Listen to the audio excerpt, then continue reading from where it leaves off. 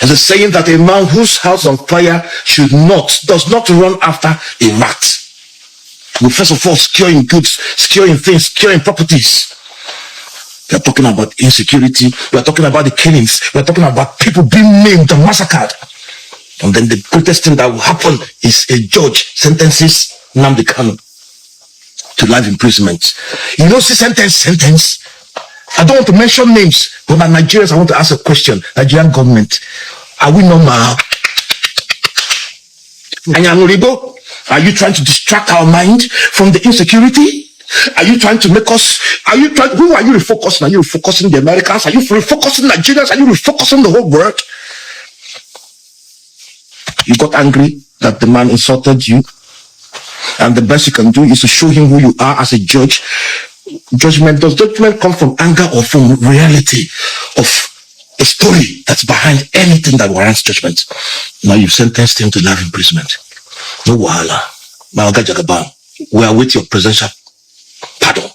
No wahala. The judge has shown himself, he has proved who he is. No wahala. How can you hold a peace meeting with the bandits, terrorists? You're holding peace meeting with them. You saw them with guns, they carry gun.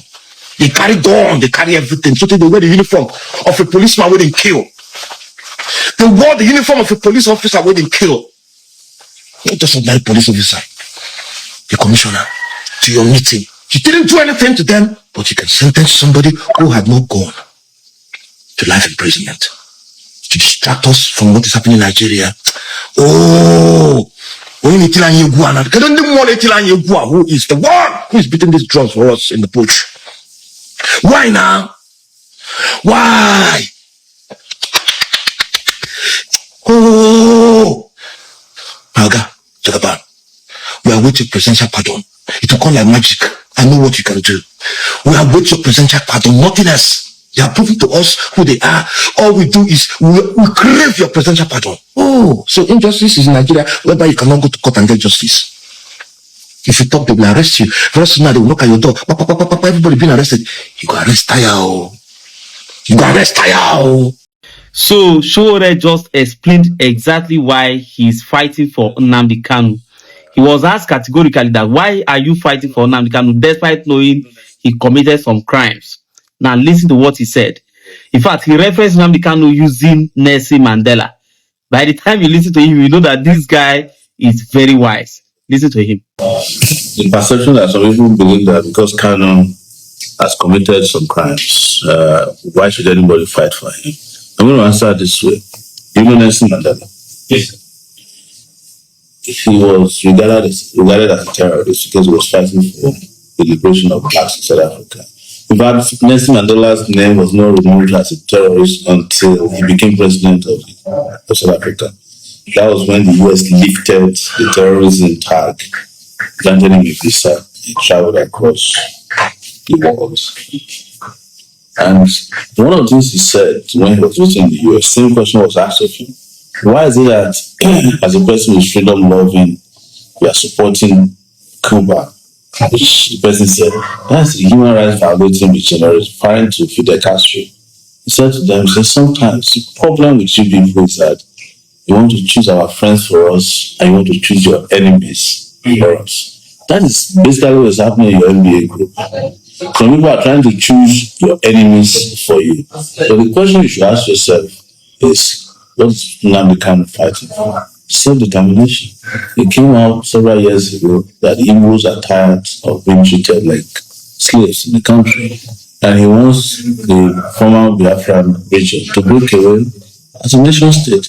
The constitution is very clear. You can agitate for self-determination. But we don't have the position of referendum in the constitution. He started peacefully. He was going from village to village. In fact, he didn't go from village to village. He was on a radio. His only weapon was a microphone. Guess what? When he was arrested the first time, what they found on him was a microphone, not a gun. They found with Mandela a pistol. But with Nnamdi Kanu, they found a microphone.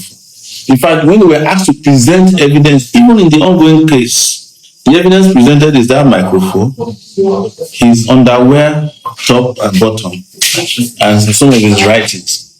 No element of terrorism was established in court. Nobody has testified that they saw him buying guns or ordering guns or ordering. We brought to court different kinds of audio messages, which was his response to when police was killing his people. When I was at Sahara Reporters, I had in my possession a video which I published at that time. I don't know if Facebook has taken. As the Nigerian army went to where IPOB people were peacefully gathering and shot them dead live. 2014, I think. They killed them right there. This was captured on tape. It was provided by Amnesty International. So who committed the crimes? Is it the person who started peacefully or the government who said so? But like I started this with, this was the goal, you know.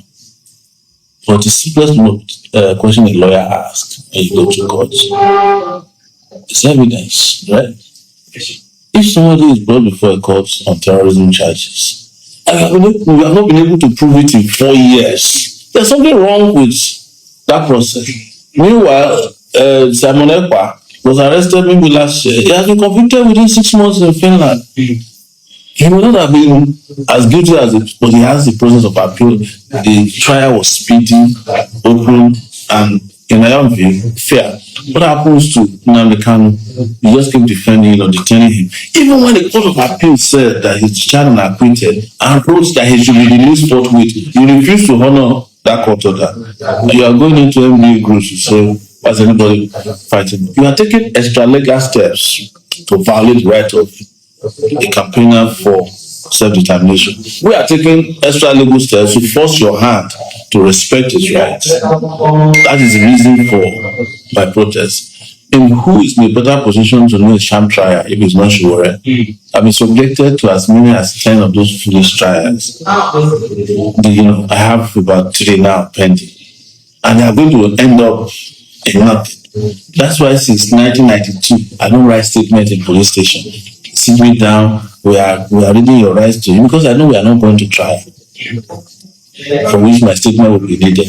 And if I'm going to trial, my statement will not count if you have made up your mind that I'm guilty as charged. So tell your NBA friends that first and foremost we are disappointed in them. They are not even represented in court to observe the trial. The same way they did to me in 2019. The NBA cannot, the American Bar Association sends representative to all my court trials. The Nigerian Bar Association is not in court. Even as a friend of the court, you should be there standing up and say, my lord, can we guide you?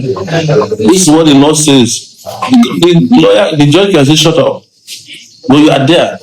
You go to your WhatsApp groups, and you know what they do? You then divide it into Yoruba, the people that are most vocal on which riles me out, these Yoruba pseudo intellectuals. And they are committed with sending me videos. And I tell them, I say, if you are tired of Nigeria, if Tinubu was tired of Nigeria 20 years ago and he granted an interview that Nigeria should disintegrate, why should you stop others who understand the same right? To be clear, I don't want Nigeria to break up. Pan-African